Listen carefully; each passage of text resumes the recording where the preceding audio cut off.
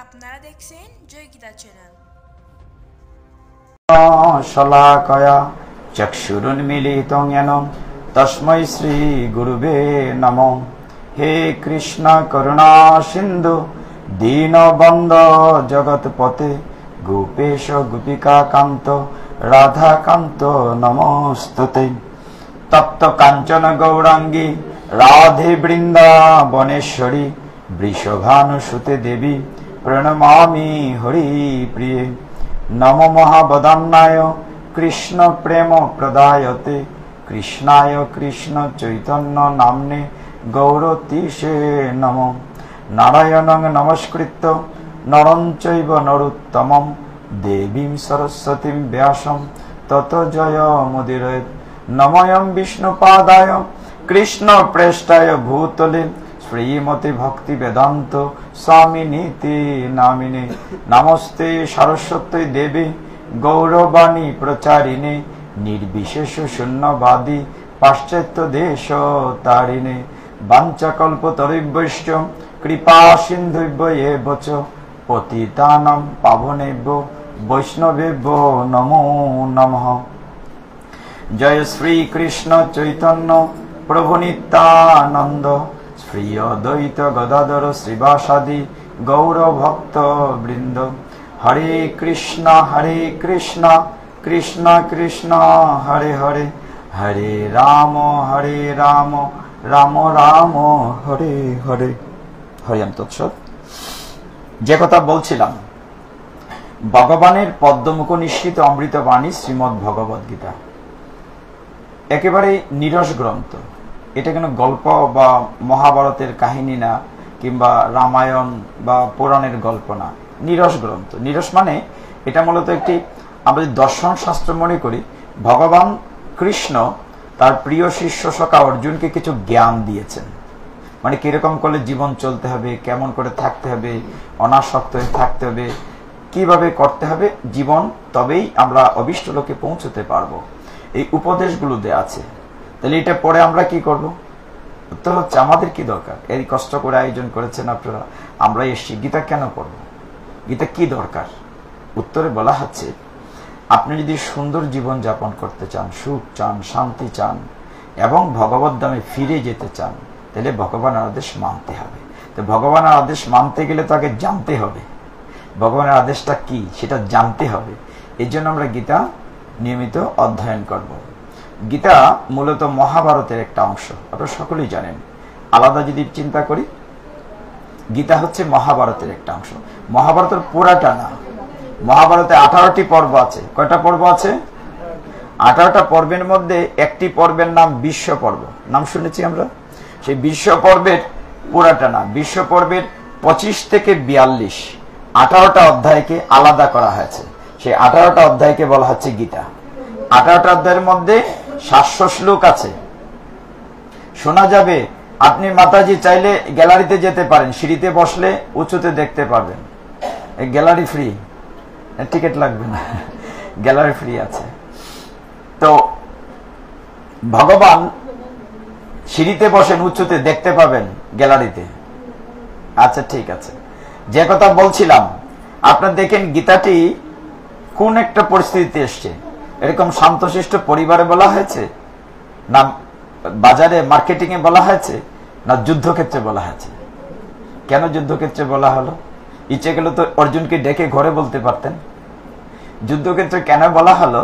যে আমরা যারা আছি এই সংসারে, আমরা সকলে একটি সংসার নামক যুদ্ধক্ষেত্রে আছি, ঠিক কিনা? প্রত্যেক দিনই একটা না একটা প্রতিকূলতা আছে। যে অসুখ বিসুখ, ডাক্তারে যাও, ইমার্জেন্সি, কিংবা ছেলের বিয়া, মেয়ের বিয়া, ছেলে মেয়ের ভালো ভর্তির যুদ্ধ, সংসারের যুদ্ধ, কত কিছু নানা প্রতিকূলতা আছে, রাষ্ট্রীয় প্রতিকূলতা আছে। সবকিছু মিলে এই কারণে যুদ্ধক্ষেত্রে। দেখেন কিরকম ভাবে হিসাব করেছে গীতাটি। শুরু করেছেন একজন অন্ধ লোকরে দিয়ে। প্রথম শ্লোকটি কে বলেছে? হরি বল। আপনি আমার দিকে, অন্যদিকে মনোযোগী হবে না। প্রথম শ্লোকটি কে বলেছে? অন্ধরাজা ধৃতরাষ্ট্র। আর শেষের শ্লোকটি কে বলেছে? 700 নম্বর শ্লোকটি আমরা জানি, সঞ্জয় বলেছে। কে বলেছে? সঞ্জয়। সঞ্জয়ের দুটো পরিচয় আছে। একটি হচ্ছে তিনি অন্ধরাজা ধৃতরাষ্ট্রের রথী, রথের ড্রাইভার বা মন্ত্রী বা সচিব। আরেকটি পরিচয় হচ্ছে বেদব্যাসের খুব একান্ত শিষ্য। কৃষ্ণদেবের বেদব্যাস যুদ্ধ শুরু হওয়ার পূর্বে হস্তিনাপুরে এসে বলেছিলেন ওই কানা বেটারে ধৃতরাষ্ট্রকে, ধৃতরাষ্ট্র তুমি কি যুদ্ধ দেখতে চাও? ধৃতরাষ্ট্র দুটানার মধ্যে ছিলেন, দেখতে চাই আবার দেখতে চাই না। দুটানায় কেন ছিলেন? দুটানা এই কারণে ছিলেন যে তিনি পুত্র স্নেহে অন্ধ ছিলেন। ধৃতরাষ্ট্র চেয়েছেন যেন তার ছেলেরাই জয় লাভ করে, কিন্তু আবার ভয় ছিল যে পাণ্ডবদের সাথে আছে ভগবান শ্রীকৃষ্ণ বাসুদেব, যদি নিজের ছেলেরা হেরে যায় তাহলে তিনি পিতা হয়ে কি করে সহ্য করবেন। এই কারণে বলছেন আমি দেখব না, আমার যে মন্ত্রী আছে সঞ্জয়, সঞ্জয়কে দিব্য দৃষ্টি দেন, সঞ্জয় দেখবে আমাকে বলবে। এই কারণে গুরুদেবের কৃপাটি কার উপরে পড়ল? সঞ্জয়ের উপরে। সঞ্জয় দিব্য দৃষ্টি পেল এবং হস্তিনাপুরে বসে অনেক দূরের কুরুক্ষেত্রের যুদ্ধক্ষেত্রে সবকিছু দেখেছে আর রাজাকে বলেছে। এইটাই গীতা টেলিকাস্ট করেছে। এই যে আমরা ঘরে বসে টেলিভিশনে বিভিন্ন দেশের খেলা দেখি, ফুটবল ক্রিকেট দেখি, অন্য মাঠে খেলা হচ্ছে ঘরে বসে দেখি, কৃত্রিম উপগ্রহ আর্টিফিশিয়াল স্যাটেলাইট মাধ্যমে। সঞ্জয় হচ্ছে স্যাটেলাইট। তাহলে দেখো গীতাটি এমন ভাবে সন্নিবেশ করা হয়েছে, প্রথম শ্লোকটি বলছে একজন অন্ধ রাজা আর শেষের শ্লোকটি বলছে একজন জ্ঞানী লোক। তার মানে কি? তার মানে আমরা যখন গীতা পড়তে ঢুকবো, আমি জানি না, নতুন মনে করেন একজন পড়তে শুরু করেছে, একজন লোকের কাছে একটা ভিন্ন ভাষায় যদি বই থাকে, এটা আরবি ভাষায়, চায়না ভাষায়, জাপানি ভাষায়, সে কি পড়তে পারবে? আমি পড়তে পারবো? আমার কাছে মনে হবে যে কালো কালো কিছু দাগ আছে, চায়না ভাষা, আমি তো পড়তে পারবো না। ঠিক আমি যখন গীতা জ্ঞান জানলাম না, আমি অন্ধরাজা ধৃতরাষ্ট্রের মতো। এই জন্য প্রথম শ্লোকটি বলেছেন অন্ধরাজা। আমি যখন জ্ঞান অর্জন করলাম না, তখন আমি অন্ধ, আমি ধৃতরাষ্ট্র। কিন্তু সমস্ত গীতা যখন আমার পড়া শেষ হয়ে যাবে, আমি যখন বেরিয়ে যাব, 700 নম্বর শ্লোক অর্থাৎ 18 অধ্যায়ের 78 নম্বর শ্লোক সঞ্জয় বলেছেন, তখন আমি হয়ে যাব জ্ঞানী। আমি ঢুকলাম অন্ধ হয়ে, বের হলাম জ্ঞানী হয়ে। কিরকম ভাবে সাইন্টিফিক ভাবে গীতাটি সন্নিবেশ করা হয়েছে, এগুলো একটু ভাবতে হবে। গীতাকে 3টা ভাগে ভাগ করা হয়েছে, 3টা ষষ্ঠক বলে। 18টি অধ্যায় আমরা জানি 3টা ভাগে ভাগ করা হয়েছে। তো 3টা ভাগের মধ্যে হয়তো কর্ম ষষ্ঠক আছে, জ্ঞান ষষ্ঠক আছে, ভক্তি ষষ্ঠক আছে, 318টি অধ্যায় আমরা ধারাবাহিকভাবে পড়ছিলাম। আমরা গত 2 দিনে প্রথম, দ্বিতীয় অধ্যায়, তৃতীয়, চতুর্থ অধ্যায় পর্যন্ত আলোচনা করেছি। একটু লিঙ্ক আপ আনি, তাহলে বুঝতে সুবিধা হবে। কেন? কারণ এই ভাষায় যারা এখানে আছে তারা তো আগের অধ্যায়গুলো আলোচনা শুনে নাই। আমরা একটু একটু টাচ করে আসি একদম সংক্ষেপে। গীতায় প্রথম অধ্যায়টির নাম কি? অর্জুন বিষাদ যুগ। আমরা বলি অর্জুন বিষাদ যুগ। তো এই অধ্যায়টিতে ভগবান কৃষ্ণ একটি কথা বলেন নাই, বলেছেন 46টি শ্লোকের মধ্যে ধৃতরাষ্ট্র একটি বলেছে, সঞ্জয় কথা বলেছে। সে তার রাজাকে বিবরণ দিচ্ছে। সঞ্জয়ে ধৃতরাষ্ট্র প্রশ্ন করেছেন প্রথম, হে সঞ্জয়, ধর্মক্ষেত্রে কুরুক্ষেত্রে সমবেতা ইজুৎসব মামকা পাণ্ডবশ্চ এব কিম অকুর্বত সঞ্জয়। হে সঞ্জয়, ধর্মক্ষেত্র ও কুরুক্ষেত্রে আমার ছেলেরা এবং পাণ্ডবের ছেলেরা যুদ্ধের জন্য সমবেত হয়ে অতঃপর কি করছে? এই প্রশ্নের কি আদৌ প্রয়োজন ছিল? আরে যুদ্ধের জন্য সমবেত তো যুদ্ধই করবে, এটা তো ফুটবল খেলবে না। মানে প্রশ্নটা কেমন করছে যে যুদ্ধের জন্য সমবেত হয়ে যুযুৎসব, অতঃপর কি করছে? তার মানে আমাদের যে জানার আগ্রহ, ধৃতরাষ্ট্র জানতে চেয়েছেন কি হচ্ছে। তখন ধৃতরাষ্ট্র বিবরণ দিচ্ছিলেন যে একদিকে 7 অক্ষয়িনী, একদিকে 11 অক্ষয়িনী, বিশাল 96 মাইল মাঠের মধ্যে এত এত লোক, এত এত রাজারা এসছে। কতজন ছিল মাঠে? আমরা বলেছিলাম কত লক্ষ? 18 অক্ষয়িনী কত হয়? 39,25,620 জন। সংখ্যাটা মনে থাকে না, অনেক বড় সংখ্যা। মাঠে কতজন লোক ছিল? 39,25,620 জন। যুদ্ধের পরে মারা গিয়েছিলেন 39,25,610 জন। বেঁচে ছিলেন কতজন? মাত্র 10 জন। কল্পনা করেন, এখনো কুরুক্ষেত্রের মাটি লাল। কেন? এত লোকের রক্ত বয়েছে, মানে এখানে মানুষের কাটা হাত পা পড়েছে যে দাহ করে শেষ করতে পারে নাই। 39 লক্ষর উপরে 139 লক্ষ মানুষ মারা গিয়েছে। কল্পনা করা যায়? মাত্র কত দিনে? 18 দিনে এত এত লোক মারা গিয়েছে। তো সেখানে প্রথম অধ্যায়ে যুদ্ধের বিবরণ দিচ্ছিলেন, কোন পক্ষে কারা আছে, তারপরে শঙ্খ বাজিয়েছিলেন উভয় পক্ষের লোক। কৌরব পক্ষের সেনাপতি ছিলেন প্রথম দিকে 10 দিন বিশ্বদেব, আর পাণ্ডবদের প্রথম দিকে ভীমসেন। এইভাবে শুরু করেছিলেন। তখন কে কোথায় আছে এই বিবরণটা দিচ্ছিলেন। এটা হলো প্রথম অধ্যায়। দ্বিতীয় অধ্যায়ের নাম কি? সাংখ্যযুগ। সাংখ্যযুগের শ্লোক বেশি, 72টা শ্লোক।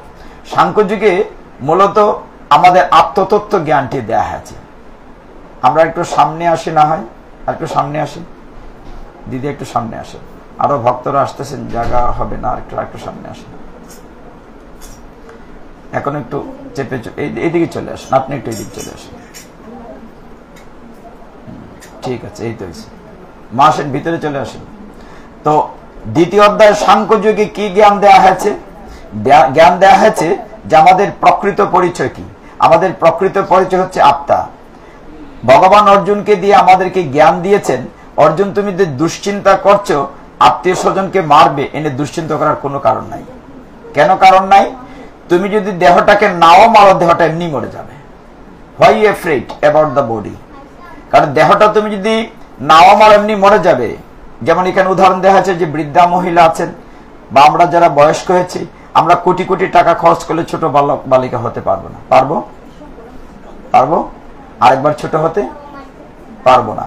তার মানে আমার দেহটার মৃত্যু প্রতি মুহূর্তে হচ্ছে, কিন্তু আমাদের ভাবকানে এরকম থাকে আমি বোধহয় আগের মতোই আছি। আসলে কি আছি? আমাদের শিশুকাল চলে গিয়েছে, যৌবনকাল চলে গিয়েছে, প্রৌঢ়ত্ব থেকে বৃদ্ধ দিকে যাচ্ছে। যার যে বয়সী হয়েছে সে ইচ্ছে করলে কি আবার ছোট হতে পারবে না।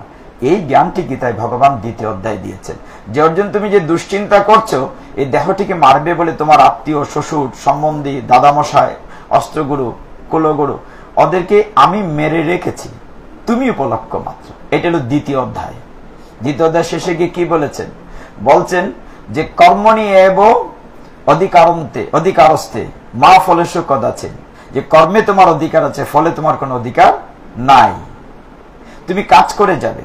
একজন স্টুডেন্টের কর্তব্য পরীক্ষায় ভালো প্রস্তুতি নিয়ে পরীক্ষায় লিখা, নাম্বার দিবেন টিচার। তার কর্মে অধিকার আছে, ফলে কোনো অধিকার নাই। মা ফলেষু কদাচিৎ। দ্বিতীয় অধ্যায় এখানে শেষ হয়েছে। তৃতীয় অধ্যায়ের নাম কি? কর্মযুগ। কর্মযুগ নিয়ে আলোচনা করেছি। কর্মযুগে কি ছিল মূল বিষয়টি মনে আছে?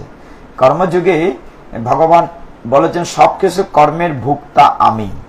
এটি তাকে বুঝিয়েছেন যে তুমি কর্ম করে কর্মবন্ধন ছেদন করো। তুমি যদি মনে করো যে মায়ের সংসারে মোহিত হয়ে যাচ্ছ, বলছেন ভগবান তুমি কাজ করো কেমন ভাবে? বলছেন যে অনাসক্ত হয়ে। কথাটি কি? অনাসক্ত মানে আসক্তি হবে না। এই যে আপনারা কাঁঠাল ভাঙ্গার আগে মায়েরা কি করেন? হাতে তৈল মাখেন। যদি দেখেন একটু কাঁচা কাঁঠাল, হাতে তৈল মাখেন কেন? আঠাটি যাতে না লাগে। এই কথাটি বলা হচ্ছে যে আপনার দেহে কৃষ্ণের ভক্তিরূপ তৈল মেখে রাখুন, যাতে করে মায়ার আঠা না লাগে। এটা হচ্ছে কর্মযুগের মূল কথা, অনাসক্ত রূপে কর্ম করা। চতুর্থ অধ্যায় আলোচনা করেছি আমরা। কি নাম চতুর্থ নাম? জ্ঞান বিজ্ঞান যুগ, জ্ঞান যুগ। চতুর্থ আলোচনা করেছি আমরা জ্ঞান যুগ। সেখানে ভগবান কি বলেছেন? সেখানে ভগবান বলেছেন আমি পৃথিবীতে কেন আসি। ভগবান বলছেন যে দুষ্টের দমন, শিষ্টের পালন আর ধর্ম সংস্থান, 3টা কাজের জন্য পৃথিবীতে আসেন। আর কি বলেছেন? ভগবান তার নিজের ভগবান তার নিজের মাহাত্ম্য প্রকাশ করেছেন অর্জুনের কাছে তার জন্ম নিয়ে, যে আমার জন্মকর্ম দিব্য অলৌকিক। এটা হচ্ছে চতুর্থ অধ্যায়। এবার পঞ্চম অধ্যায় যায়। পঞ্চম অধ্যায়ের নাম কি? কোথাও লিখেছে কর্মসন্ন্যাস যুগ, কোথাও লিখেছে শুধু সন্ন্যাস যুগ। এই অধ্যায়টিতে মূলত শ্লোক আছে 29টা। পঞ্চম অধ্যায়ে শ্লোক আছে মাত্র 29টা। একটি বলেছে অর্জুন আর কৃষ্ণ বলেছেন 28টি। এই অধ্যায়ের বিশেষত্ব কি? এতে বিশেষত্ব হচ্ছে খুব গুরুত্বপূর্ণ কয়েকটি শ্লোক আছে। আমরা সবগুলো শ্লোক আলোচনা করে সময় হয় না। এখানে যে বিষয়টি এই অধ্যায়ে বলা হচ্ছে কর্মসন্ন্যাস যুক্তে, পঞ্চম অধ্যায় গীতায় ভগবান বলছেন সমদর্শী হতে। আচ্ছা, সমদর্শী বুঝি কিনা? সমদর্শী বুঝি না। কথাটা একটু পরিষ্কার করি। আপনার মনে করেন আত্মীয় স্বজন আছে, বোন, ভাগনা, ভাই। যে বোন বা ভাগনা খুব বড় লোক, খুব অর্থবিত্তের মালিক, আর যে বোন বা ভগ্নী খুব গরিব, উভয়ের সাথে কি সমান ব্যবহার করেন? করেন কিনা? করেন কিনা? তাহলে আপনি সমদর্শী হলেন না কথাটা। আর গীতা আমাদের জীবনের কথা বলে, জীবন কি করে চলতে হবে শিখাচ্ছে। গীতা বলছে তুমি সমদর্শী হও। এই অধ্যায় মূল যে বিষয়টি ভগবান বলছেন, বিদ্যা বিনয় সম্পন্নে ব্রাহ্মণে গবি হস্তিনী সুনিচয়ব স্বপাকেচ পণ্ডিতা সমদর্শিনা। কি বলছেন ভগবান? বলছেন 18 নম্বর শ্লোকে, আমরা কথা না বলি, আমরা 18 নম্বর শ্লোকে ভগবান বলছেন সেই পণ্ডিত, সেই প্রকৃত জ্ঞানী লোক, পণ্ডিতা সমদর্শিনা, সেই পণ্ডিত যে কিনা বিদ্যা বিনয় সম্পন্ন ব্রাহ্মণ, গরু, হাতি, কুকুর, চণ্ডাল সবাইকে সমানভাবে দেখে, সেই প্রকৃত পণ্ডিত। এখন আমরা এখানে যদি হিসাব করি, আমরা কি আসলে কেউ পণ্ডিত? আমিও না। আমরাও চেষ্টা করি, একটা উদাহরণ দেই, আমরাও চেষ্টা করি যদি কোনো না কোনো ভাবে দূর সম্পর্কের আত্মীয় যদি বড়লোক হয়ে যায়, অনেক বড় ডাক্তার ইঞ্জিনিয়ার হয়ে যায়, অর্থবিত্ত হয়ে যায়, আমরা পরিচয় দেই উনি আমার এই কাকার ঘরের, মামার ঘরের, ভাইয়ের ঘরের, বোনের ঘরে, বাগ্নির ঘরের, নাতির ঘরে, কোনো না কোনো একটা সম্পর্ক তৈরি করে পরিচয় দেই, দেই কিনা? আর একজন নিকট আত্মীয় যদি অর্থবিত্তে গরিব হয়, পরিচয় দেই না। তাহলে আমি কি সমদর্শী হতে পারলাম? কুকুর বিড়াল বাদ দিলাম, মানুষের দিকে তো পরিচয় দেই না, দেই না। খুব কঠিন সংসারটা। গীতা আমাকে সেই শিক্ষা দিচ্ছে। ভগবান বলছেন সেই প্রকৃত পণ্ডিত যে সবাইকে সমানভাবে দেখে। কেন? কারণ প্রত্যেকের ভিতরে পরমাত্মা আছে, আছে কিনা? কুকুর, বিড়াল, চণ্ডাল সকলের ভিতরে ভগবান আছেন কিনা? এই কারণে বলছেন গীতা যে সবাইকে যে সমানভাবে দেখে। দেহটা তো একটা কলস। এটা আমি পূর্বের জন্মে হয়তো বৃক্ষ ছিলাম, গাভী ছিলাম, পশু ছিলাম, কৃমিকীট ছিলাম। এটা হচ্ছে দেহের খোলস। আমি হচ্ছে ভিতরে যেখানে ধুক ধুক করছে, এই পরমাত্মাটা আমি, আত্মাটা আমি।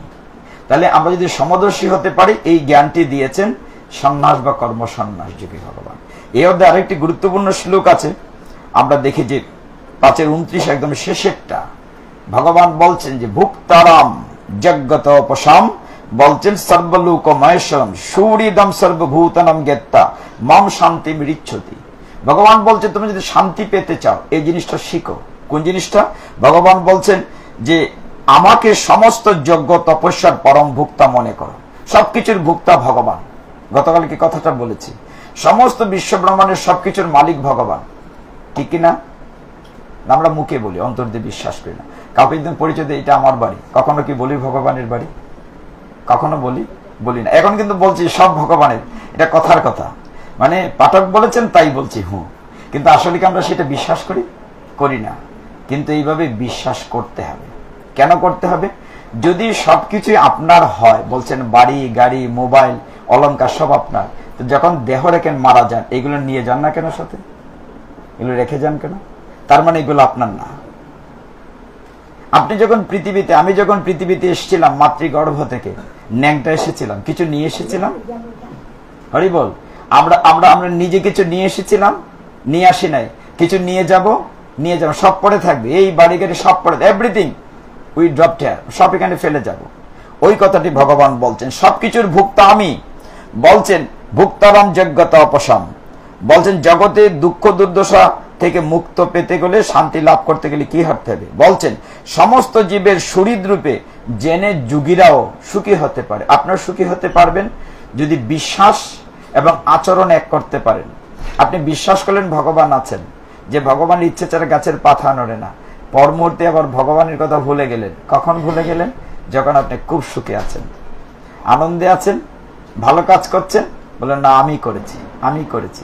যখন খারাপ কিছু হলো, দেখো বেটা ভগবান এটা পারেনি করতো, হ্যাঁ আমার লেগে এটা পারছেনি, ভগবান কি সুখ নাই, এত বড় দুঃখটা আমাকে দিছে। মানে ভালো হইলে আমি করছি, আর খারাপ হইলে ভগবান করছে। আর ভগবান তো প্রতিবাদ করে না, ও তো চুপচাপ দাঁড়িয়ে আছে মন্দিরে। এইভাবে সন্ন্যাস বা কর্ম সন্ন্যাস যুক্তিতে আমরা কি পাই?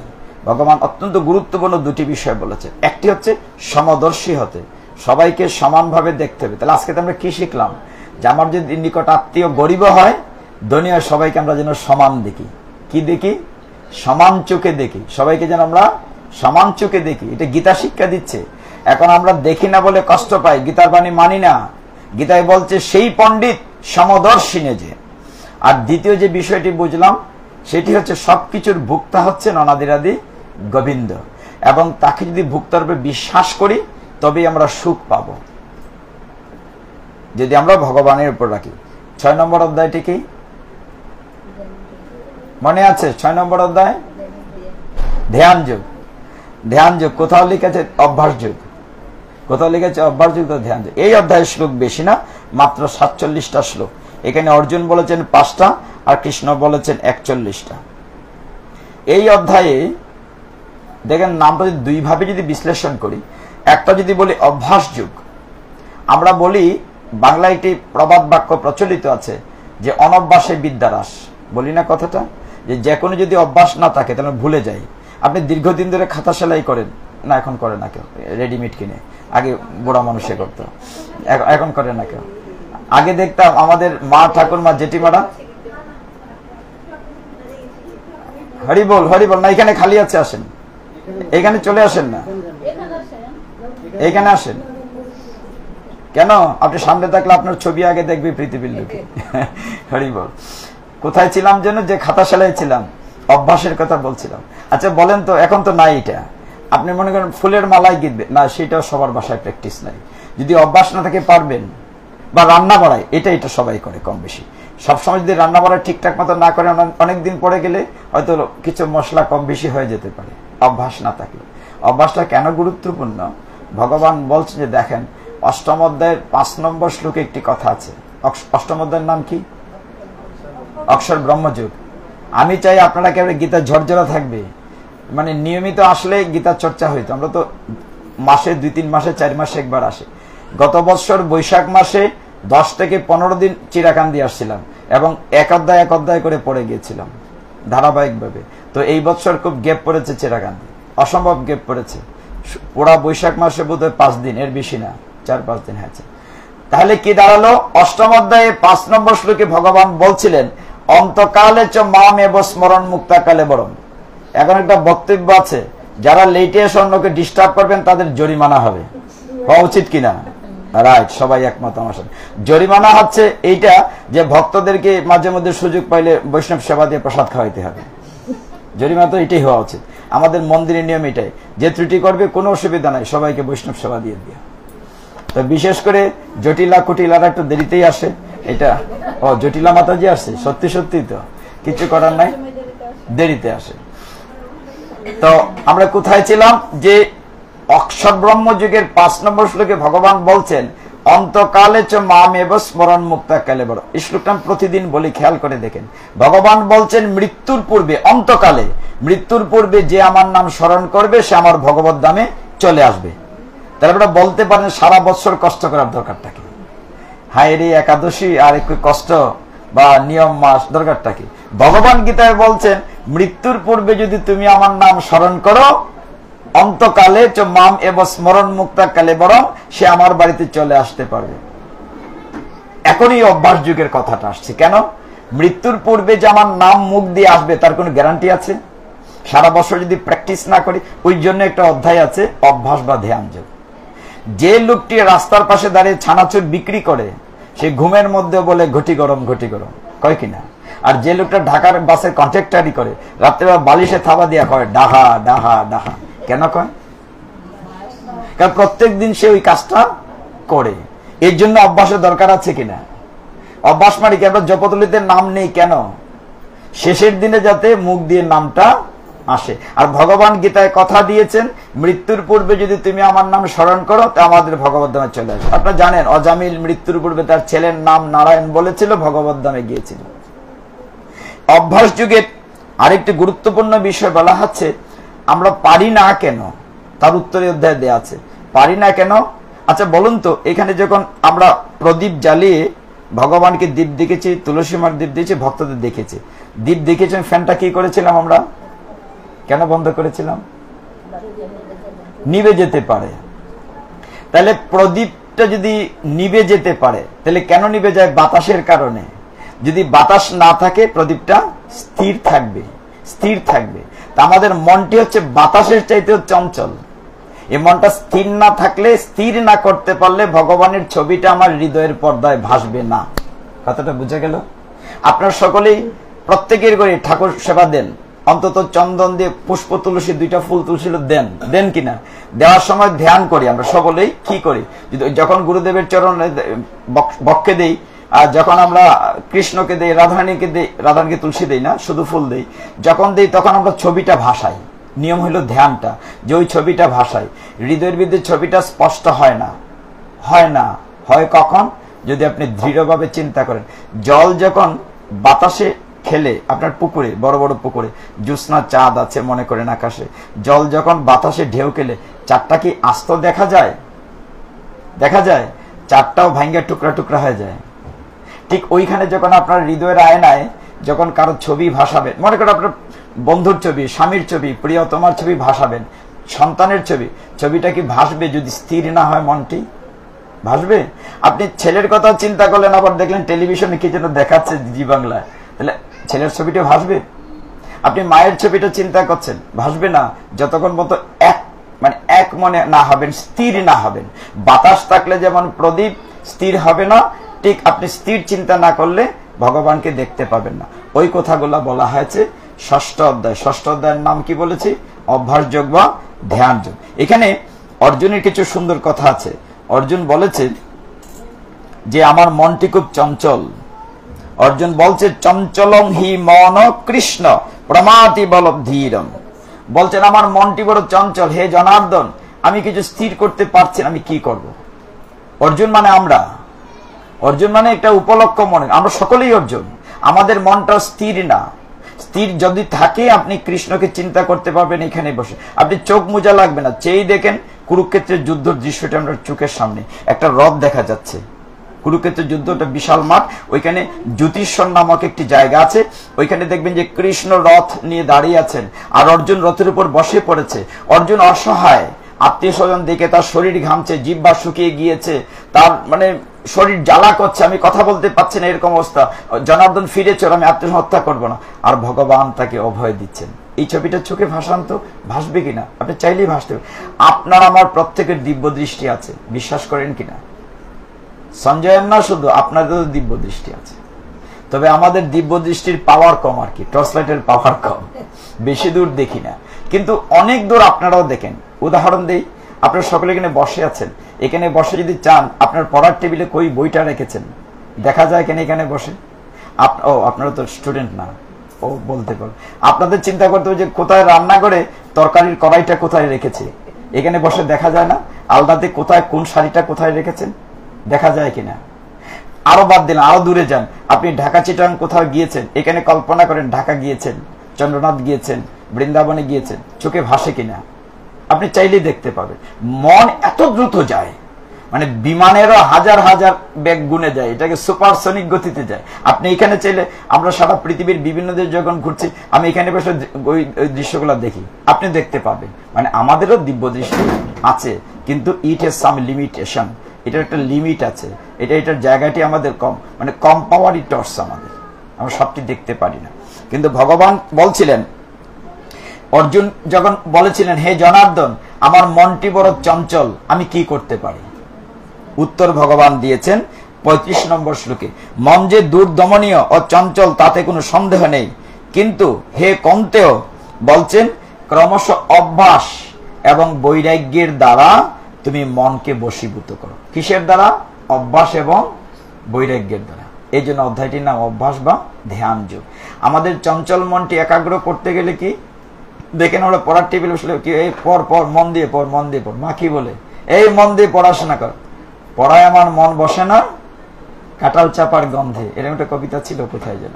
তো পড়ায় মন বসছে না, তার মানে কি মনোযোগ না দিলে কোনো কিছু মনে থাকে না। যে কোনো বিষয় মনোযোগ না হলে মনের বিষয়ে থাকে না। এইভাবে আমরা দেখতে পাই যে ভগবান পঞ্চম এবং ষষ্ঠ অধ্যায়ের কথা বলেছেন। সপ্তম অধ্যায়ের নাম কি আরেকটু আগায়, যেহেতু আসবো না, কালকে পরে শেষ হয়ে যাবে। সপ্তম অধ্যায়ের নাম কি? বিজ্ঞান যুগ, জ্ঞান বিজ্ঞান যুগ। সপ্তম অধ্যায়ে খুব বেশি শ্লোক নাই, এখানে হয়তো ভগবান চমৎকার ভাবে বলেছেন যে বিষয়গুলো। সপ্তম অধ্যায়ে মূলত ভগবান নিজের সম্পর্কে বলেছেন যে আমার গুণটি এরকম। ভগবান বলছেন সপ্তম অধ্যায়ের 14 নম্বর শ্লোকে, দৈবী হেষা গুণময়ী মম মায়া দূরত্বয়া। মনে আছে শ্লোকটি? ভগবান কেমন করে বলছিলেন? দৈবী হেষা গুণময়ী মম মায়া দূরত্বয়া। ভগবান বলছেন আমার মায়া অতিক্রম করা কঠিন। অর্জুন বলছে যে তুমি বলছো তোমার মায়া কাটানো কঠিন, তাহলে আমি কি করে আত্মীয় হত্যা করো? তো আমার মায়ার লোক, আমার শ্বশুর, আমার দাদামশাই।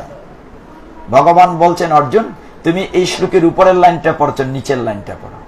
14 নম্বর শ্লোকের নিচের লাইনে কি ভগবান বলছেন? উপরের লাইনে বলছেন আমার মায়া কাটানো কঠিন, মম মায়া দূরত্বয়া।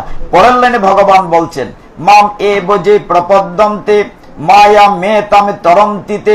আমার কাছে যে আত্মসমর্পণ করে আমি তার মায়ার বাঁধন কেটে দেই। সমাধান আছে কিনা?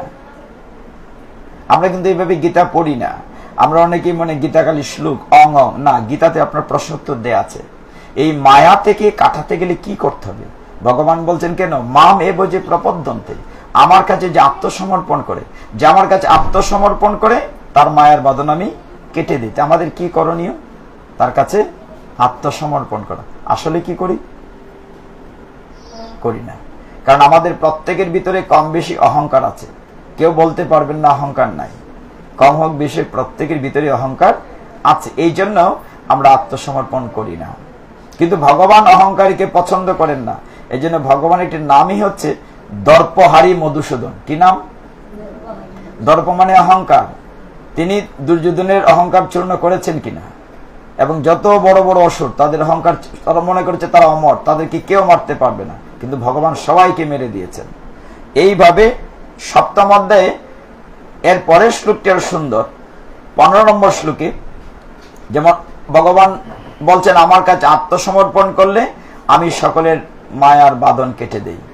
অর্জুন যেন জানতে চেয়েছিল, হে জনার্দন তোমার কাছে কি সবাই আত্মসমর্পণ করে? আমরা কি করি? সবাই করি কিনা? ভগবান নিজেই বলছেন যে 4 প্রকার লোক আমার কাছে আত্মসমর্পণ করে না। কয় প্রকার লোক? এই 4 প্রকারের ভিতরে কিন্তু আমরা আছি, কোনো না কোনোটাতে আমরা আছি। ভগবান শ্লোকটা সুন্দর বলেছেন সপ্তম অধ্যায় 15 শ্লোকে। কি বলেছেন? নমাম, নমাম মানে না আমার কাছে, নমাম দুষ্কৃতি ন মূঢ়াহ প্রপদ্যন্তে নরদমাহ মায়া অপরিত জ্ঞানম আসুরাম ভাবম আশ্রিতাহ। প্রথম বলছেন নমাম দুষ্কৃতি ন মূঢ়া, যে দুষ্কৃতিকারী এবং যে মূর্খ ওরা আমার কাছে আত্মসমর্পণ করে না। এর ভিতরে এখন কি সমাজে দুষ্কৃতিকারী নাই? আছে, আছে কিনা? মূঢ় আছে। তারপরে বলছেন আসুরম ভাবম আশ্রিত, যার ভাবটা অসুরের মতো। তারপরে বলছেন মায়া অপরিত জ্ঞানাম, যার জ্ঞানটা মায়া দ্বারা অপরিত হয়েছে। এই 4 প্রকার লোক ভগবান বলছেন যে আমার কাছে আত্মসমর্পণ করে না। এইভাবে এই অধ্যায়টি গিয়েছিল। তো এই অধ্যায়টিতে একটি গুরুত্বপূর্ণ শ্লোক ছিল 19 নাম্বার। এটা নিয়ে আলোচনা আমরা করি না। সেখানে ভগবান বলছিলেন অর্জুনকে, দেখো অর্জুন, সবাই আমাকে চিনতে পারে না, ভগবানকে চেনা এত সোজা না।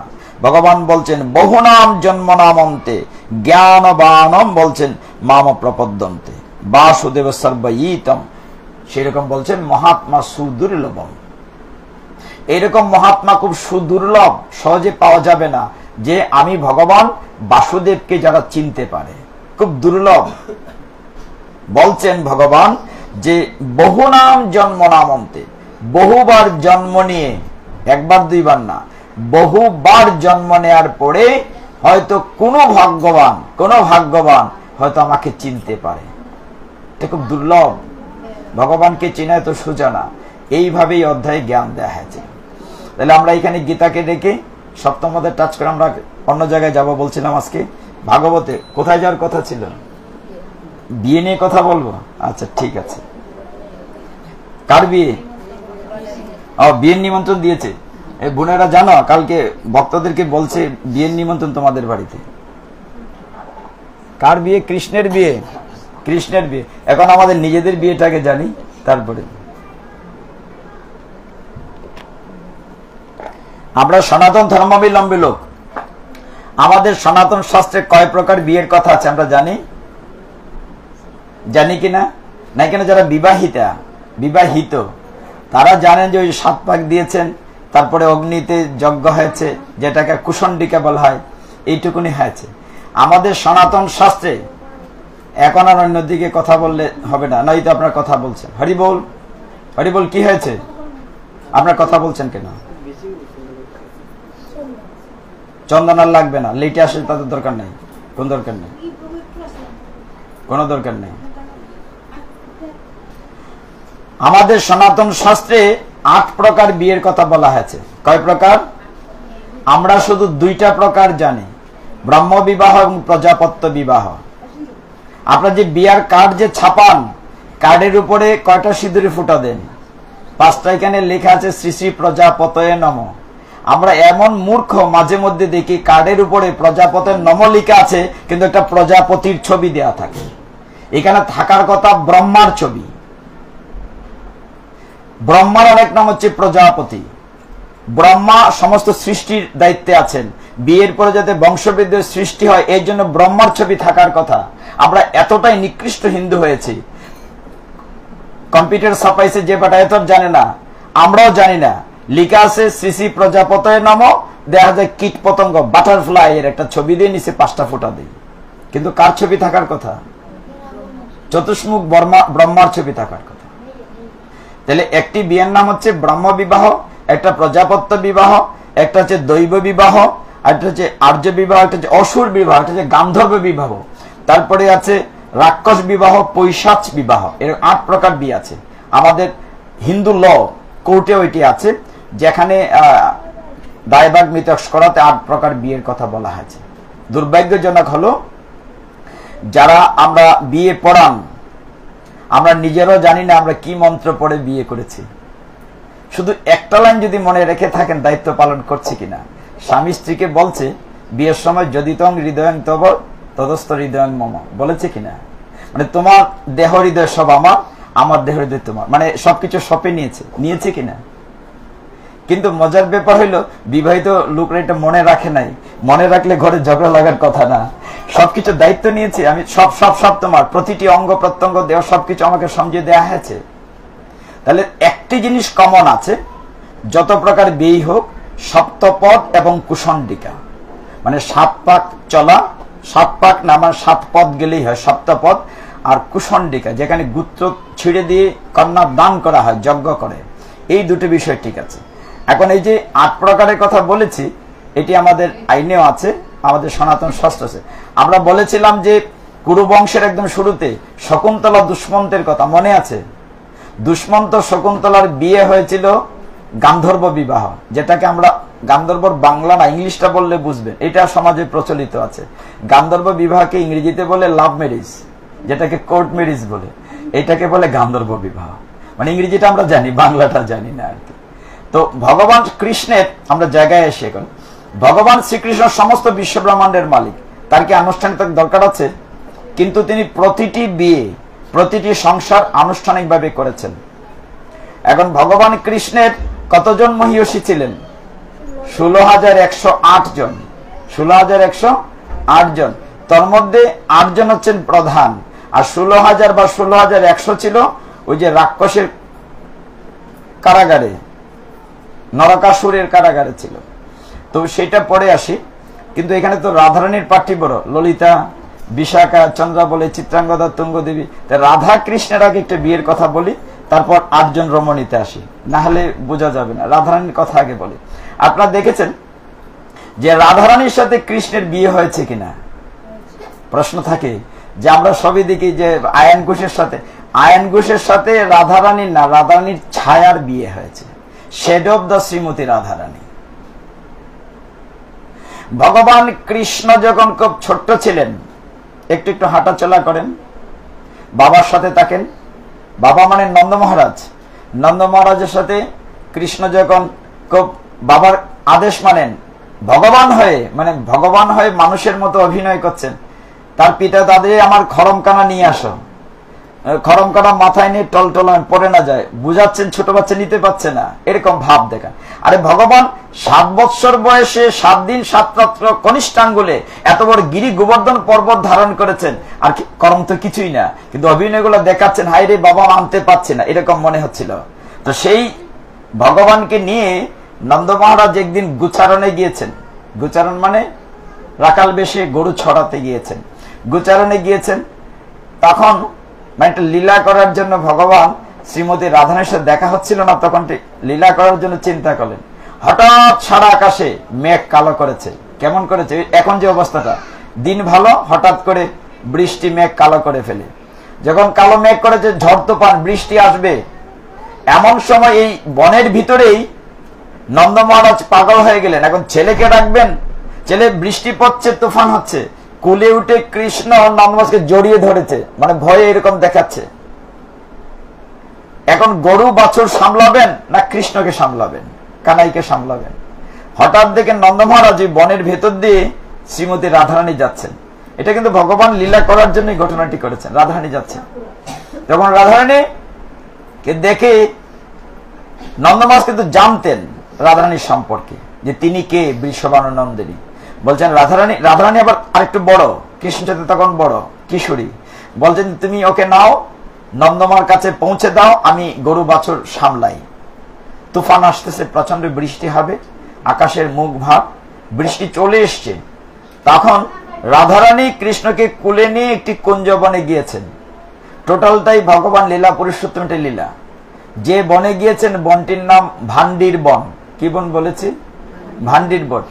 এখনো কিন্তু আছে, এখনো ভান্ডির বন, যারা বৃন্দাবনে বেড়াতে যান সেখানে আছে। তো ভান্ডির বনে রাধারানী কৃষ্ণকে কুলে করে নিয়ে গিয়েছেন, আর এদিকে নন্দ মহারাজ গরু বাছুর সামলাচ্ছেন। রাধারানীর মনে আনন্দ পেতে ইচ্ছে করছে যে যদি মানে কৃষ্ণের সাথে আমার এইরকম নির্জন ঝড় বৃষ্টির সময় যদি বিয়ে হতো। ভান্ডির বনে গিয়েছেন, একটা চমৎকার দেখতে দেখতে মানে চারদিকটা মানে কুঞ্জ সাজানো হয়েছে। তোমরা কুঞ্জ সাজাও, এরকম সাজানো হয়েছে, নিধুবনের মতো কুঞ্জ সাজানো হয়েছে। তখন রাধারানী কৃষ্ণকে রেখেছেন একটা পুষ্প বিছানায়। হঠাৎ দেখেন কৃষ্ণ এখানে নাই।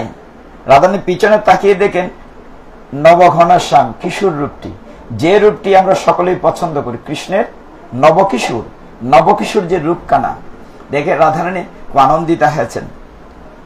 তখন সেখানে ব্রহ্মা এসেছেন। ব্রহ্মা এসে বলছেন এই ভান্ডির বনে আজকে তোমাদের বিয়ের পৌরোহিত্য আমি করব, মানে বিয়ের পৌরোহিত্য করব।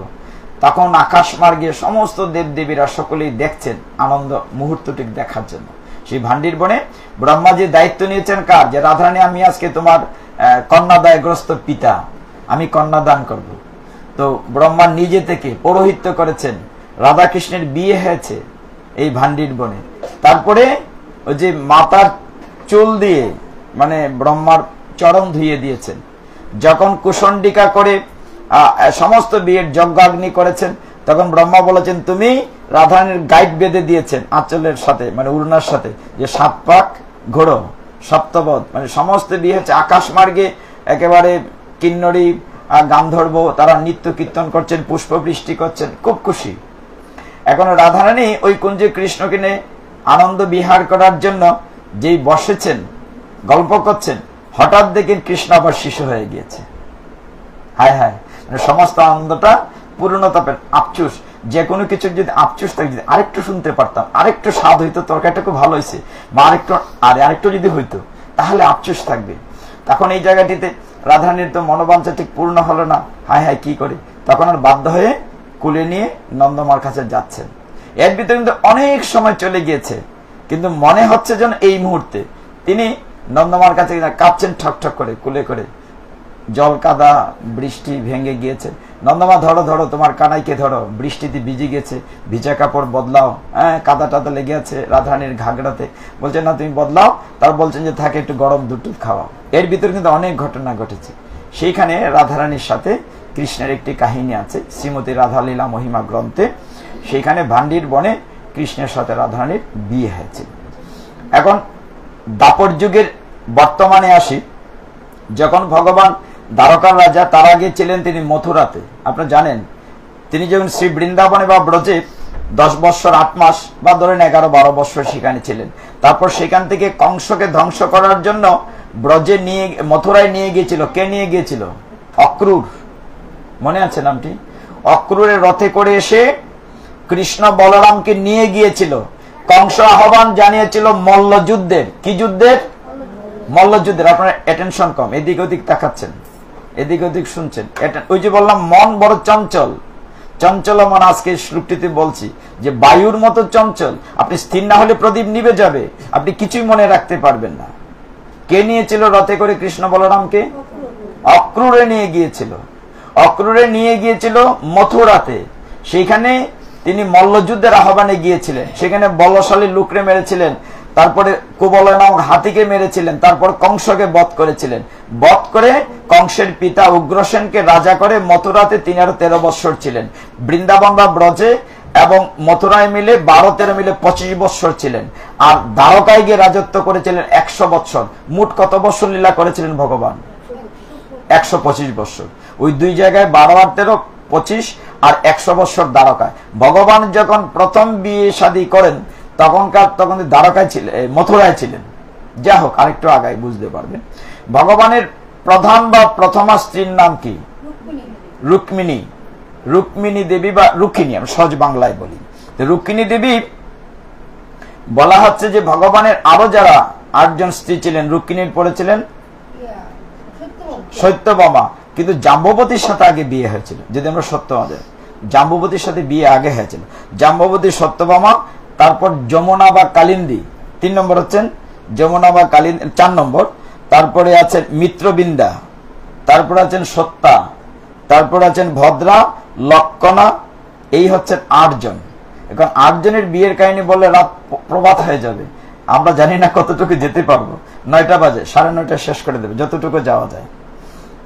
তো এইভাবেই গতকালকে নিমন্ত্রণ করলে ভক্তদেরকে, আজকে আমার মার বাড়িতে যাব, বোনেরা আছে এখানে, আমরা ভগবানের বিয়ে নিয়ে আলোচনা করব। তোমাদের সকলের বিয়ের নিমন্ত্রণ। কারণ একটা বড় বাড়ি না দেখে তো বিয়ে নিমন্ত্রণ দেওয়া যায় না, কারণ এত বরযাত্রী কোথায় বসবে সে, ঠিক না? বরযাত্রীদের কথা যখন বললাম, একটা জায়গার কথা বলি। আমাদের বিয়ের প্রচলনটা কোত্থেকে এসছে? হর পার্বতীর বিয়ে থেকে। একটা সময় ছিল যারা গ্রাম দেশের মানুষ তারা বলতে পারবেন, 7 পাকের সময় হর পার্বতীর জয়ধ্বনি দেওয়া হতো, ঠিক না মা? কিন্তু এখন তো হর পার্বতী ডিজে বাজায়, লুঙ্গি ড্যান্স। এখন হর পার্বতী কোথায় গেল সেটার খবর নাই। বরযাত্রীদের যে কথাটা এসছে সেই জায়গাটা বলছি। আপনারা হর পার্বতীর, শিব ঠাকুরের বিয়ের কাহিনী জানেন তো সবাই? এখন তো আবার শিব পুরাণে যেতে হবে। এদিকে যেতে চাচ্ছিলাম, একটু জায়গা আস্বাদন করি, একটু জায়গা বলি। এটা দ্বিতীয় কল্পের কথা। প্রথম কল্পে শিবের সাথে বিয়ে হয়েছিল সতীর। কার বিয়ে হয়েছিল? দক্ষ রাজা সতীর বিয়ে হয়েছিল। যখন দক্ষ রাজা তো অনেক প্রভাবশালী রাজা, সেই রাজা যখন অপমানিত বোধ করেছিলেন, তিনি গিয়েছিলেন যজ্ঞ করার জন্য নিমন্ত্রণ দিতে। ব্রহ্মা বিষ্ণু মহেশ্বর সকলেই ছিলেন। সকলেই উঠে দাঁড়িয়ে দক্ষ রাজাকে সম্মান জানিয়েছিলেন। তার মেয়ের জামাই, সতীর জামাই শিব ঠাকুর উঠে দাঁড়ায় নাই, তাকে সম্মান দেয় নাই। এই কারণে তিনি যখন যজ্ঞ করেছিলেন শিব ঠাকুরকে নিমন্ত্রণই করেন নাই, খুব বকাঝকা করেছিলেন। হ্যাঁ, বেটা শ্মশানে মশানে থাকে, তার কোনো জাতিকুল নাই, ভদ্রতা নাই। তার স্ত্রী কিন্তু গিয়েছিল বাবার যজ্ঞে, সতী গিয়েছিলেন। স্বামী নিষেধ করেছিলেন তুমি যেও না। আকাশ মার্গে দেখছিলেন তার বোনেরা যাচ্ছে। অনেকদিন পরে বাবার বাড়িতে যেতে ইচ্ছে করে না, সব বোনেরা এক জায়গায় হবে, মনের ভিতরে টান, সব বোনের সাথে দেখা হবে, যাবো। স্বামী অনুমতি দেন নাই, কারণ আমাকে নিমন্ত্রণ দেয় নাই। এখন তুমি যেতে পারো, স্বামীর অনুমতি ছাড়া গেলে তোমার বিপদ হতে পারে, যাও, আমার আপত্তি নাই। তবুও গিয়েছিলেন সতী, স্বামীকে প্রদক্ষিণ করে প্রণাম করে। শিব ঠাকুর একা ছেড়ে দেন নাই, সাথে তার এই যে নন্দী ভৃঙ্গি কিছু সেনা টেনা দিয়েছিলেন। কিন্তু ওইখানে যাওয়ার পরে যখন দেখলে একমাত্র মা ছাড়া সতী কারো জিজ্ঞাসা করছে না, আমি খুব সংক্ষেপ যাচ্ছি, আমি বরযাত্রীদের কথাটা বলতে পিছনে যেতে হয়েছে। তখন সতীর সামনে তার পিতা শিব ঠাকুরকে নিয়ে অনেক নিন্দামন্দ করেছিলেন। কোন স্ত্রী, সতী সাধ্বী স্ত্রী, কোন স্ত্রী বললে বলবে, সতী সাধ্বী স্ত্রী কখনো স্বামীর মন্দ সহ্য করতে পারে না। আমি দেখতাম, আমরা ছোটবেলা, আমার ঠাকুর দিদি যখন বিধবা, মানে ঠাকুর দাদা নাই, কিন্তু ঠাকুর দিদির সামনে ঠাকুর দাদার সম্পর্কে মন্দ বলে চোখ দিয়ে পানি পড়তো ঠাকুর দিদির। মানে এতটা ভালোবাসতেন হয়তো স্বামীকে, মানে বুড়া মানুষ, কিন্তু তার ঠাকুরদার সম্পর্কে মানে ঠাকুরদা তো ভালো ছিলেন না, আমাদেরকে খাওয়ান না, এটা রাগ করতেন। মানে বৃদ্ধ বয়সেও স্বামীর জন্য চোখ দিয়ে জল পড়তো। এইরকম সতীসাধ্যী স্ত্রীর সামনে স্বামীর মন্দ কি কেউ সহ্য করতে পারে? যখন শিব ঠাকুরকে মন্দ বলা হলো, তখন সতী কি করেছিলেন? দেহ রেখেছিলেন, অগ্নি সমাধি নিয়েছিলেন। তারপরে এসব খবর শুনে শিব ঠাকুর বীরভদ্র জন্ম দিয়েছিলেন। বীরভদ্র মানে শিব ঠাকুরের জটা ছিঁড়ে মাটিতে ফেলে দিয়েছিলেন, ভয়ঙ্কর একটা দৈত্য হয়েছিল, তার নাম ছিল বীরভদ্র। সে সমস্ত জগৎ ধ্বংস করেছিল। এটা পুরাণে একটা পাঠ 2 ঘন্টার, এটা আমরা বলছি না। এটা হলো প্রথম কল্প। এই সতী পরবর্তীতে হিমালয়ের কন্যা পার্বতী রূপে এসেছিলেন। আমরা এই বরযাত্রীকের কথা বলতে যাচ্ছি। মানে শিব ঠাকুরকে আবার স্বামী রূপে পাওয়ার জন্য তপস্যা করেছিলেন। পর্বতের কন্যা বলে তার নাম পার্বতী। তিনি দুর্গা, তিনি উমা, তিনি অপর্ণা, তিনি জগজ্জনীর দশহরা। তো তিনি যে পরবর্তীতে আগের যিনি সতী যখন মারা গিয়েছিলেন, শিব ঠাকুর কি করেছিলেন? স্ত্রীকে তো ভালোবাসতেন, স্ত্রীর লাশটা কাঁধে নিয়ে সারা পৃথিবী পাগলের মতো ঘুরছিলেন, পৃথিবী প্রলয়ে কাঁপছিল, হ্যাঁ, সেটাকে বলে রুদ্র ভৈরব রূপ, তাণ্ডব নৃত্য হচ্ছিল। তখন কি করেছিলেন ভগবান? তার সুদর্শন চক্র দিয়ে সতীর দেহটাকে টুকরা টুকরা করে 51টা টুকরা করেছিলেন। সেটি হচ্ছে সতীর পিঠ, 51 পিঠ। এক এক জায়গায় এক এক টুকরা পড়েছে, কোথাও গ্রীবা, কোথাও জঙ্গা, কোথাও হাত, কোথাও পা। এই জন্য প্রত্যেকটা জায়গাকে সতীর পিঠ বলা হয়। কতটা পিঠ? 51টা পিঠ। এটা হচ্ছে আগের কল্পে। কিন্তু শিব ঠাকুর টিকে আছেন। পরের কল্পে সতী হলেন কার কন্যা? হিমালয়ের কন্যা। হিমালয়ের স্ত্রীর নাম মেনকা। মানে হিমালয়ের কন্যা রূপে এসে সাধন ভজন করছেন শিব ঠাকুরকে স্বামী রূপে পাওয়ার জন্য। এখানে পিছনে অনেক কাহিনী আছে, শুধু শিব ঠাকুরের বরযাত্রীর অংশটা বলি। কি করে সাধন করেছিলেন, কি করে তপস্যা করেছিলেন, কেন ওই দুর্গার নাম অপর্ণা হয়েছে, কেন দুর্গার নাম উমা হয়েছে, অনেক কাহিনী আছে। তিনি যখন বিয়েটি সব ঠিক হলো, কিছু ব্রাহ্মণ, কিছু মুরব্বীরা গিয়ে বিয়ে ঠিক করলো যে শিবের মতো নায়ক হয় না, এত সুন্দর স্বামী হয় না, তোমার মেয়ের খুব ভাগ্য ভালো, বিয়েটি হবে। সমস্ত বরযাত্রী গিয়েছে। বরযাত্রী কারা? নন্দী বৃঙ্গিত হচ্ছে গাড়ির নাম, মানে নন্দী হচ্ছে ষাঁড়। শিব ঠাকুরের যে বাহন, ডেকা ষাঁড় যেটা অক্স, এটার নাম হচ্ছে নন্দী আর বৃঙ্গি দুটো। আর বরযাত্রী উনি তো এটা মনে করেন শিব ঠাকুরের মার্সিডিজ গাড়ি, এই ষাঁড়ের উপরে বসেছেন, হেলে দুলে যাচ্ছেন, গায়ে ছাই বর্ষ মাখা, অলঙ্কার বলতে সাপ, এই জন্য শিব ঠাকুরের নাম ফণিভূষণ। হ্যাঁ, মাথায় জটা জুটো দাড়ি। যখন যাচ্ছিলেন তখন হিমালয়ের স্ত্রী মেনকার ইচ্ছে হলো ছাদের উপরে উঠছেন রাজবাড়িতে, যে আমার মেয়ে যেহেতু তপস্যা করে, জামাই চয়েস করছে, একটু দেখি কিসে কেমন। ওই জায়গাটা বলার জন্যই বলছি, বরযাত্রীকের কথাটা এসেছিল। যে এটা অনেক লম্বা কাহিনী, আরেকদিন সুযোগ পেলে শুধু শিব ঠাকুরের বিয়ে নিয়ে কথা বলো, শুধু এই জায়গাটা বলি। শিব ঠাকুরের বিয়ে নিয়ে কয়েকটা অধ্যায় আছে। তো উপরে উঠেছেন শাশুড়ি মা অগ্রিম দেখার জন্য, জামাই কেমন আছে, আমার মেয়েটা কার জন্য এত তপস্যা করলো, এত কঠিন হিমবাহে বরফে। উঠে দেখলেন উপরে নারদমণি আছেন ছাদে, নারদমণি পরিচয় করে দিচ্ছে। প্রথমে একটা গ্রুপ ব্যান্ড পার্টি বাজিয়ে বাজিয়ে আসলো, মনে করেন এসছে সূর্য। তো সূর্যকে দেখে, ওইটা কি হিমালয় মানে মহাদেব? বলে না না, এসছে অনেক সুন্দর, এসছে চন্দ্র, তার পার্টি নিয়ে এক গ্রুপ। বলে এইটা কি আমার মেয়ে? না না, এটা না, এটা না, মা অপেক্ষা করো, তোমার মেয়ে যে লোককে পছন্দ করেছে আরো বেটার, মানে আরো সুন্দর। কতক্ষণ পর তো দেবরাজ ইন্দ্র তার গ্রুপ নিয়ে গেছেন, নিশ্চয়ই এই আমার শিব ঠাকুর মানে আমার মেয়ের জামাই, হবু জামাই। বলে না, এটা না, তার চেয়ে আরো সুন্দর জামাই। এইভাবে একে একে সমস্ত দেবতারা তাদের গ্রুপ নিয়ে নিয়ে যত চলেছে বরযাত্রী। শিব ঠাকুরের বরযাত্রী তিনি অন্তর্যামী, তিনি তার শাশুড়ির মনের কথাটা পড়ছেন, যে আমার শাশুড়ি আমার রূপ দেখতে চায় কেমন, ঠিক আছে। তিনি কি করেছেন, একেবারে শ্মশানের যে ভেষটা, বাঘের চাল পড়েছেন, এই জন্য শিব ঠাকুরের নাম কৃত্তিবাস। বাঘের চাল পড়ে যায়, আবার সাপ দিয়ে গিট্ট দিয়ে রাখছেন, কখনো খুলে যায়, এই অবস্থায়। তারপরে ছাই বর্ষ মাখা, হাড়ের মালা, এটা করে তিনি হেলে দুলে তার যে গাড়িটা, মানে নন্দী ষাঁড়ের পিঠে। এখন তো জামাই আসে কি প্রাইভেট কারে, হাইয়েস্ট গাড়ি দৌড়ায়, তখন শিব ঠাকুর তার গাড়ির উপরে যাচ্ছেন। তো যেতে উপর এমন একটি বরযাত্রী কি যাচ্ছে, ওই ভূত প্রেত শ্মশানে মশানে যারা ডাকিনি যোগিনী, এরকম কারো মুখ বাঁকা, কারো বড় বড় চোখ, দাঁত বের হয়ে আছে, কারো পেট নাই, কারো লুম কাটা, এইরকম অবস্থা দেখে যে এইটা আমার মেয়ের জামাই হবে, দেখে মেনকা ফিট হয়ে গেছেন। শিব ঠাকুর শাশুড়িকে পরীক্ষা করছিলেন। নারদমুনি বলছে কি হয়েছে, কি হয়েছে মা? বলে এত জামাই এত সুন্দর সুন্দর থাকতে আমার মেয়ে কিনা এরকম একটা শ্মশানবাসীকে পছন্দ করলো, যার কোনো চাল নাই, চুলা নাই, গন নাই, বাড়ি নাই, থাকে শ্মশানে, যার কোনো জামা কাপড়ই নাই, খালি গায়ে থাকে বাঘের চাল পরে, যার গায়ে কোনো মানে সেন্ট মাখে নাই, পারফিউম মাখছে না, বিউটি পার্লার গিয়ে ডিউটি দেয় নাই, তার গায়ে ছাইবর্ষ মেখে আছে, এরকম একটা জামাই আমার মেয়ে পছন্দ করলো। মেনকা দেবী দেখে ফিট হয়ে গেছে, চোখে জল টল দেওয়া হলো, জ্ঞান ফিরানো হলো, এইরকম বরযাত্রী গিয়েছিলেন। পরে দেবাদিদেব মহাদেব তার নিজের রূপ দেখালেন। শিব ঠাকুরের চেয়ে সুন্দর পুরুষ ত্রিভুবনে নাই, ত্রিভুবনে নাই। এর জন্য বলা হচ্ছে যে বৈষ্ণবানাং যথা শম্ভু, বৈষ্ণবদের মধ্যে শ্রেষ্ঠ হচ্ছেন শম্ভু। এই রূপ দেখে পরে মেনকা আরেকটা জিনিস, আমরা বিয়ে যে হর পার্বতীকে আসছে, হর পার্বতীকে আরেকটা উদাহরণ দিয়ে বুঝতে পারবেন। বিয়েতে যখন বরযাত্রীকে নিয়ে শিব ঠাকুর নামলেন গাড়ি থেকে, মানে তার নন্দী থেকে নামলেন, নামার পরে প্রথম কি করা হয়? দধি মঙ্গল করা হয়, ছেঁড়া আংটি দেওয়া হয়, দধি দিয়ে হাতে শাশুড়ি মা আংটি পরিয়ে দেন। শিব ঠাকুর আসলেন, এসে বলল মা তুমি যাও দেও দেবে, বেটার কাপড় বাঘের সাল ঠিক নাই, কাপড় পরে গেছে, তো উল্টে পিচ দিয়েছে, পিছন দিয়ে একটা কাপড় টানিয়ে দেওয়া হয়েছে, মা হাত বাড়িয়েছে, মা যা দাও দিয়ে দাও।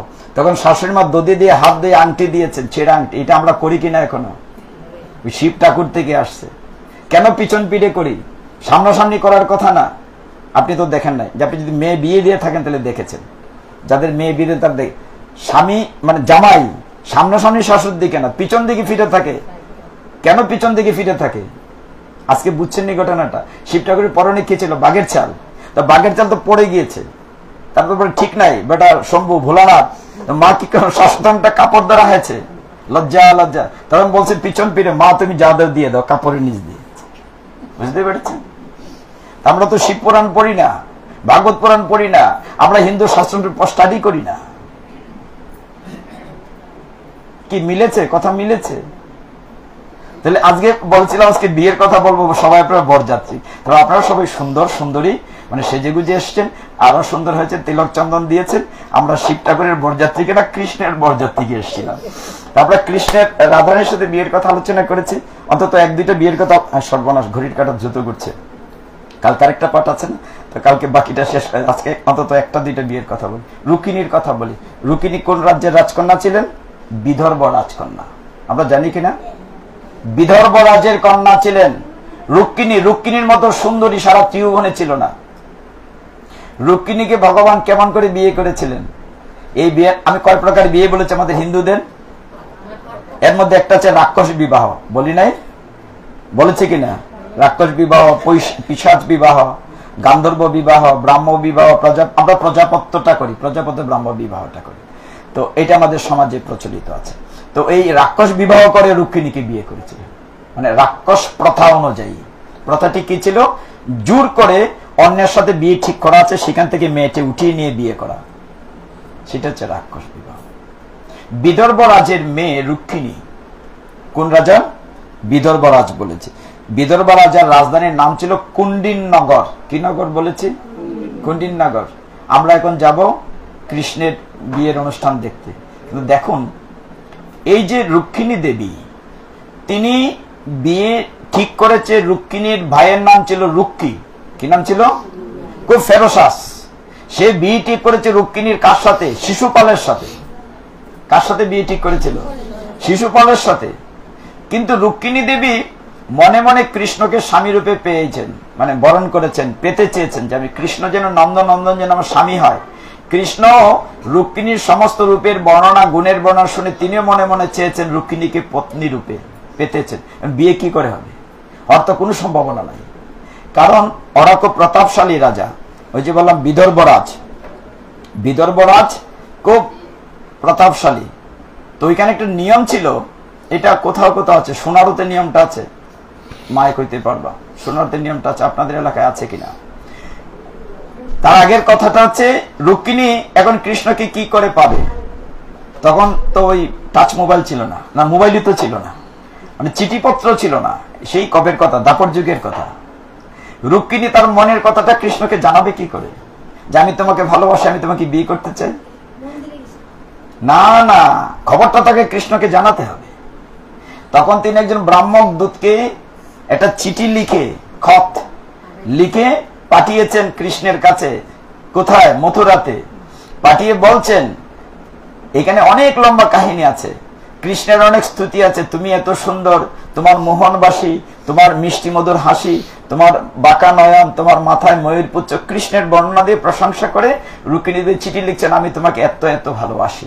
কিন্তু দুর্ভাগ্য যে আগামী পরশুদিন আমার বিয়ে ঠিক হয়ে আছে, আমার ভাই রুক্মী এবং পিতা মানে রাজা বলছেন যে চেদিরাজ দমঘোষ বলছেন যে আমার বিয়ে কার সাথে ঠিক করেছেন?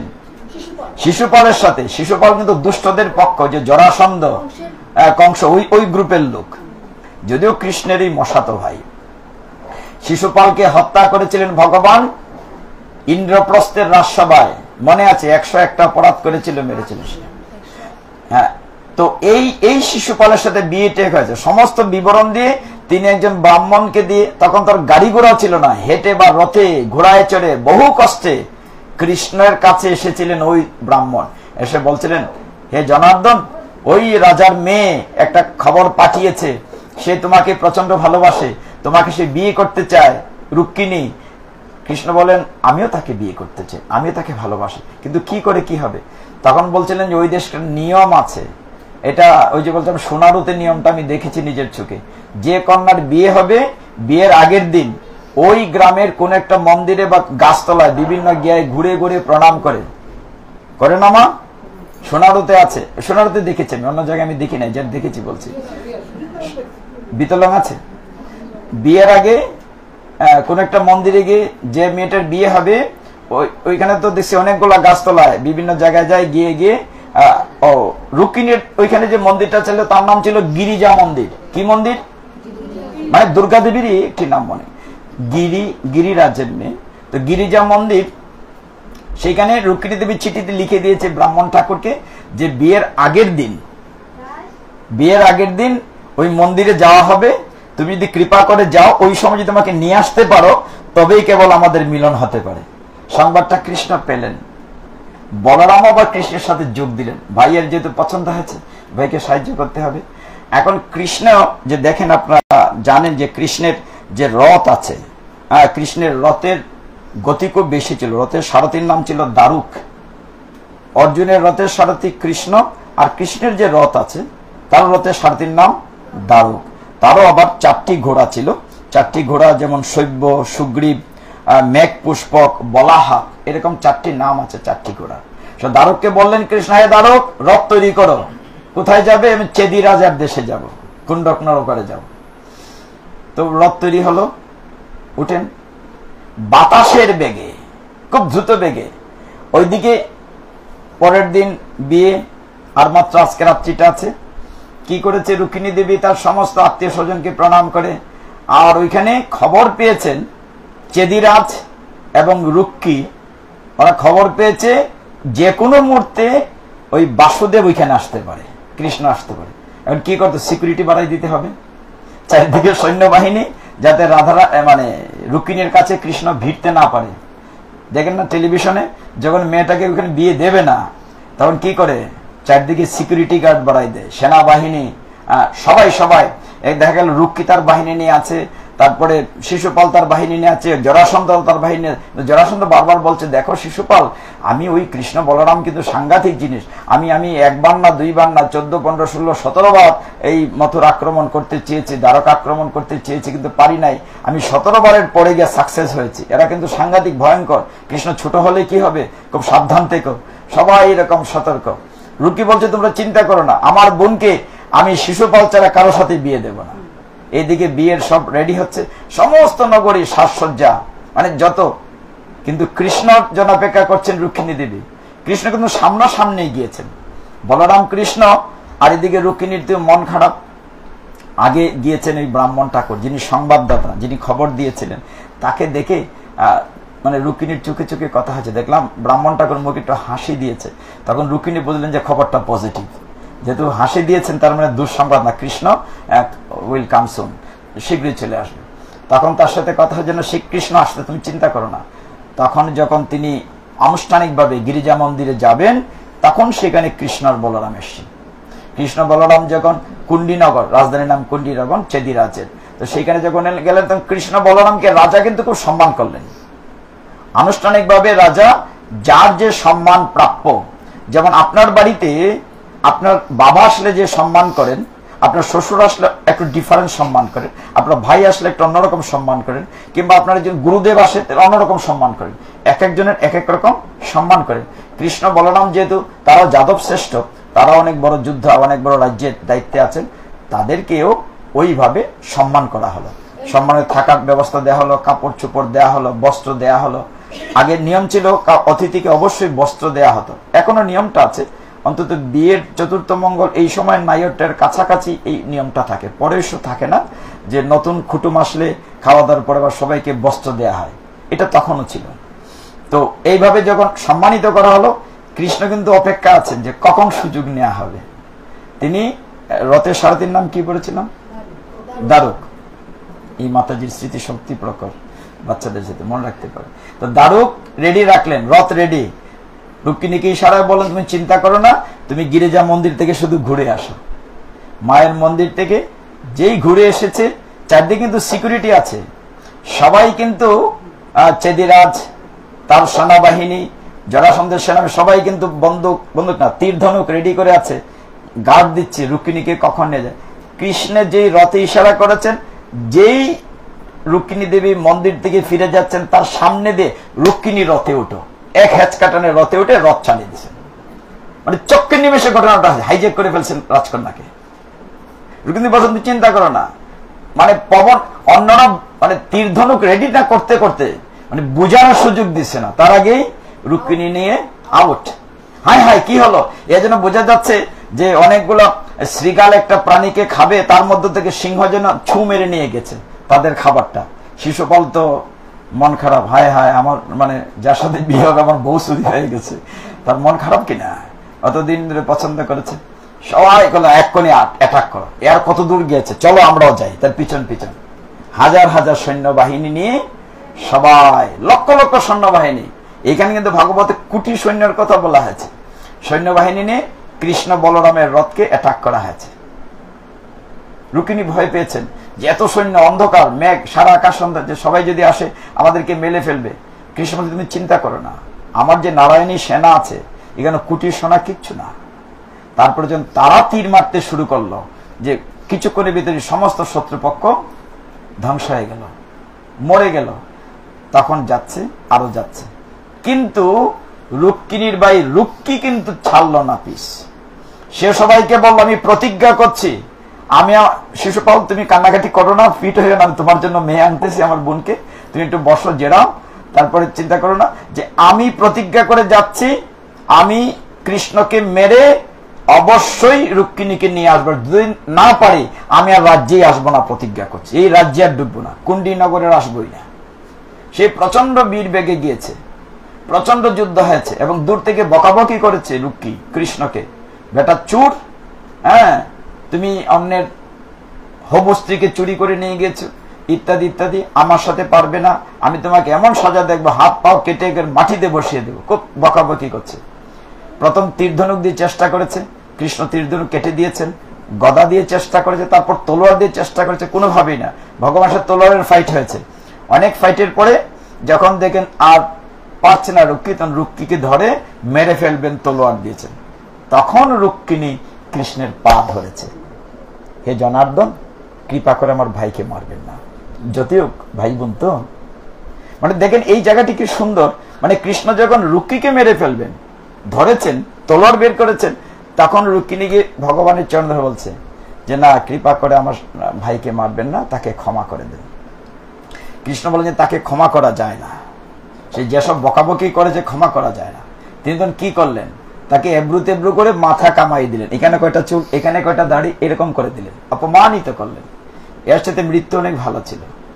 যাই হোক, তখন বলরাম বললেন যে ভাই তুমি কাজটা ঠিক করো নাই, যতই হোক সে তো তোমার সম্বন্ধী লাগে না, তোমার এই কাজটা ঠিক করা হয় নাই, ওকে ছেড়ে দাও, আর তুমি রুক্মিণীকে নিয়ে যাও, বাড়িতে গিয়ে আনুষ্ঠানিকভাবে বিয়ে টিয়ে করো, আমি একটু বেড়াই আসি।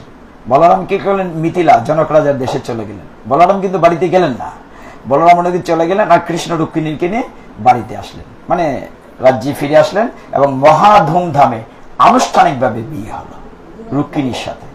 তো সেই কৃষ্ণের বিয়ে হলো কার সাথে? রুক্মিণীর সাথে। হরি বল।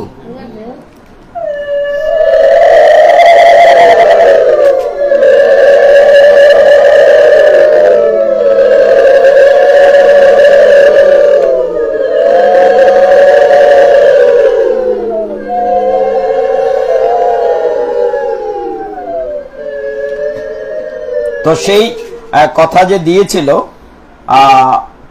রুক্কি, যে আমি যদি না পারি রাজ্যে আসবই না। রুক্কি কিন্তু রাজ্যে ফিরে যায় নাই, কুন্তিনগরে যায় নাই, সেখান থেকে সে অন্য জায়গায় গিয়েছিল, যেন হচ্ছে ভুজবট। সে ভুজবটে গিয়ে আলাদা নগর তৈরি করেছিল। মানে রুক্মিণীর ভাই আর ফিরে যায় না, রাজ্যে ফিরে যায় না। সে যদি বলেছিল যে আমি আসবই না, সে রাজ্যের ফিরেই আসে নাই। তো রুক্মিণীর সাথে এই কৃষ্ণের বিয়ের কাহিনীটি শ্রীমদ ভাগবত আপনারা যারা পড়েন, দশম স্কন্ধের 53-54 অধ্যায় আছে। কত অধ্যায় বলেছি? ভাগবত পড়েন আপনারা?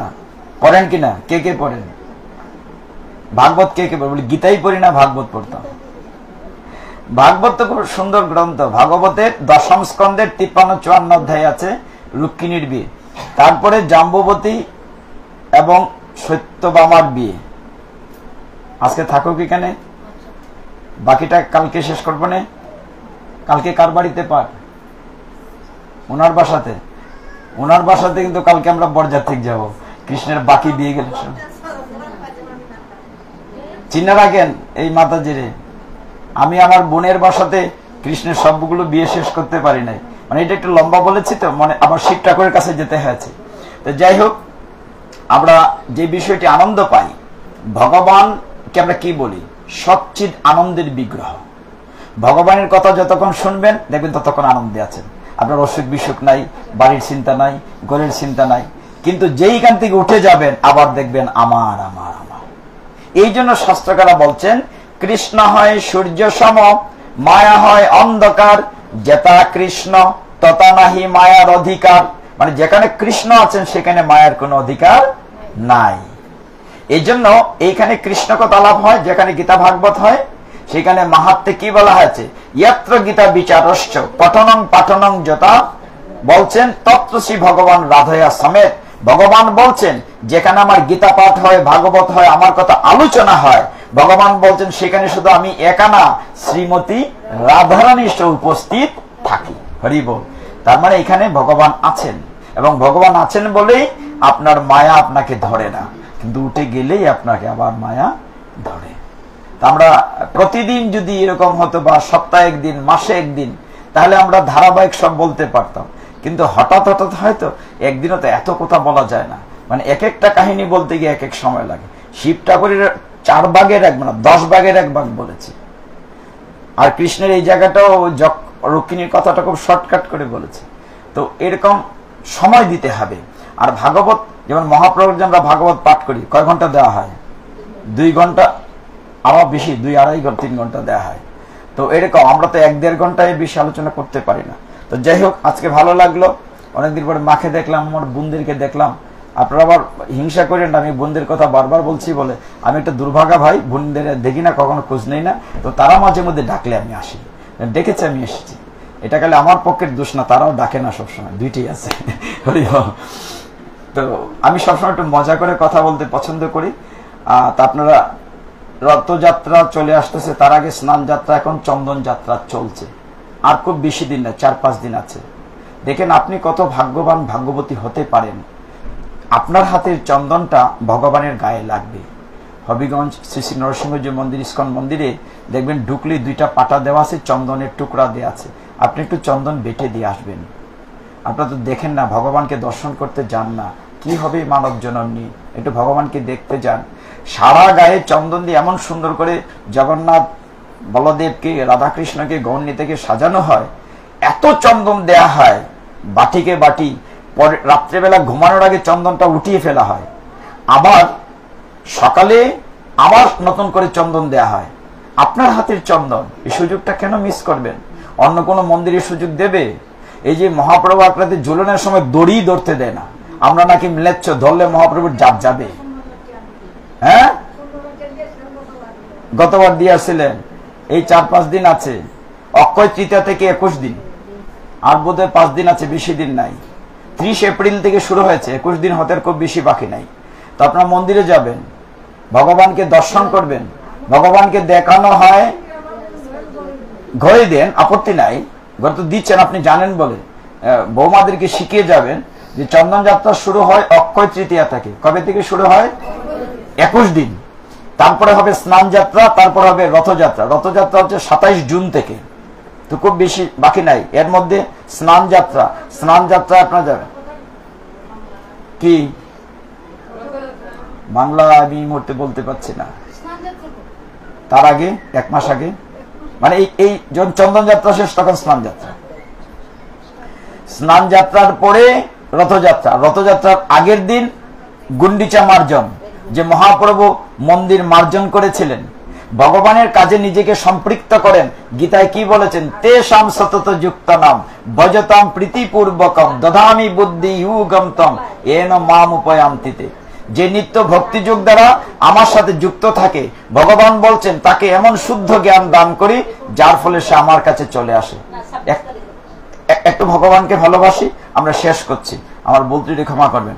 হরে কৃষ্ণ কৃষ্ণ কৃষ্ণ হরে হরে, হরে রাম রাম রাম হরে হরে, হরে কৃষ্ণ কৃষ্ণ কৃষ্ণ হরে হরে, হরে রাম রাম রাম হরে হরে, হরে কৃষ্ণ কৃষ্ণ কৃষ্ণ হরে হরে, হরে রাম রাম রাম হরে হরে। হরিম তৎসৎ। আমার বলতে ক্ষমা করবেন। ওম যদস্কর পরিভ্রষ্ট মাত্রাহীনঞ্চ ইয়ৎ ভবেৎ পূর্ণং ভবতু তৎসর্বং তৎপ্রসাদাৎ জনার্দনম।